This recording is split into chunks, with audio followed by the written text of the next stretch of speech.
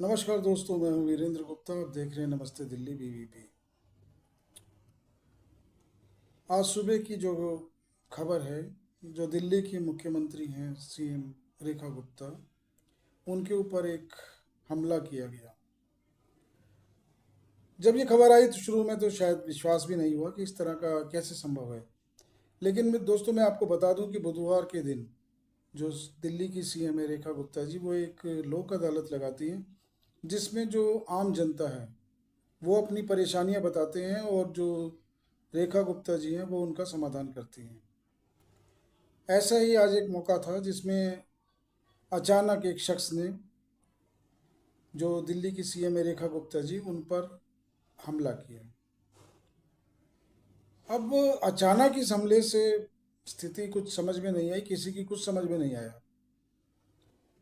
और बताया जा रहा है कि लगभग 80 सेकंड तक उस शख्स ने इस हमले को अंजाम दिया। जो आरोपी है वो बताया जा रहा है कि राजेश नाम का कोई आरोपी है, जिसका संबंध राजकोट गुजरात से है। और जैसा कि उसके परिवार में जब संपर्क किया गया तो बताया गया कि जो उनकी माता जी हैं वो ये कह रही हैं कि जो ये शख्स है राजेश, ये डॉग लवर है। और दिल्ली में इस समय, जैसा कि आप सबको पता है, कि सुप्रीम कोर्ट ने एक आदेश दिया है कि जितने भी आवारा कुत्ते हैं, जो गली में घूमने वाले कुत्ते हैं, उनको हटाया जाए सड़कों से। अब जाहिर सी बात है, जब सुप्रीम कोर्ट का आदेश है तो जो दिल्ली की वर्तमान की मुख्यमंत्री हैं उस आदेश का पालन कराने के लिए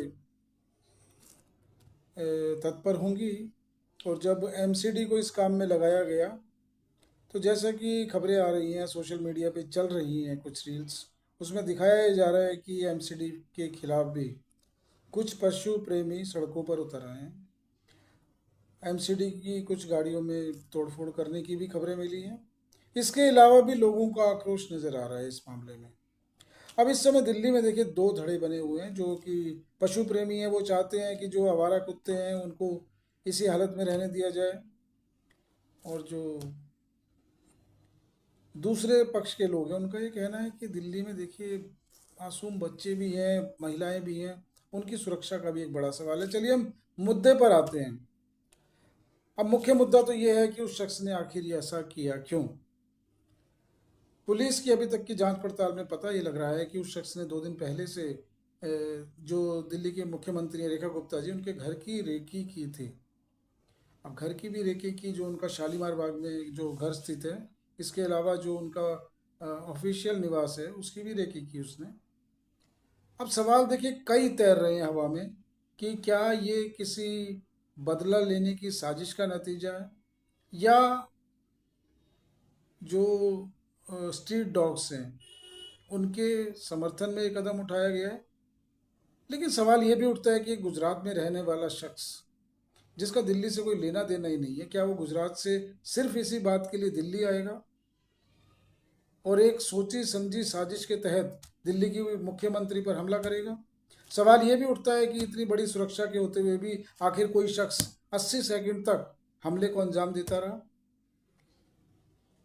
खबर ये भी निकल कर आ रही है कि सीएम जो रेखा गुप्ता जी हैं उनको सिर में और कंधे पे भी चोट आई है। अब देखिए बहुत से सवाल हैं, जैसे कि आप जानते हैं कि जो दिल्ली के इससे पहले के मुख्यमंत्री रहे अरविंद केजरीवाल जी, उन पर भी इस तरह के हमले होते रहे हैं। तब बीजेपी ने शायद आरोप लगाया था, और शायद उनकी मंशा ये थी कि ये जानबूझकर कराया जा रहा है प्रचार पाने के लिए, क्योंकि अक्सर ये चुनाव के समय हुए थे। लेकिन इस समय कोई चुनाव नहीं है। और जो दिल्ली के जो पूर्व मुख्यमंत्री हैं अरविंद केजरीवाल जी, उन्होंने भी ट्वीट कर कहा है कि हिंसा का इस देश के लोकतंत्र में कोई स्थान नहीं है। बड़ा एक नपातुल्ला उन्होंने एक स्टेटमेंट दिया। इसी तरह का स्टेटमेंट उनके जो नेता हैं सौरभ भारद्वाज, उन्होंने भी दिया। देखिए आप सभी जानते हैं कि जब अरविंद केजरीवाल दिल्ली के मुख्यमंत्री थे तो उन पर जो भी हमले हुए, उसमें एक बात निकल कर आई, उसमें जो भी आरोपी थे उनको कोई सजा नहीं हुई।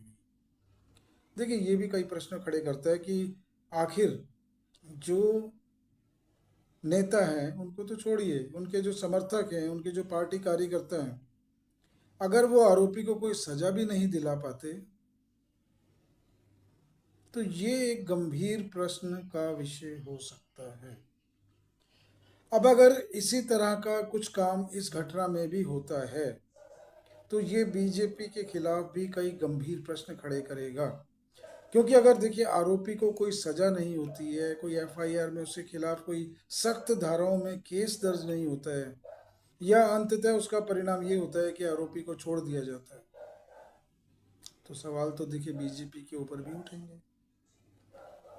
क्योंकि बीजेपी ने तब ये आरोप लगाया था कि ये एक सोची समझी साजिश है केजरीवाल जी की, और उन पे चाहे किसी ने जूता फेंका, चाहे उन्होंने थप्पड़ मारा, उसको बजाय सजा मिलने के उसे इनाम मिला।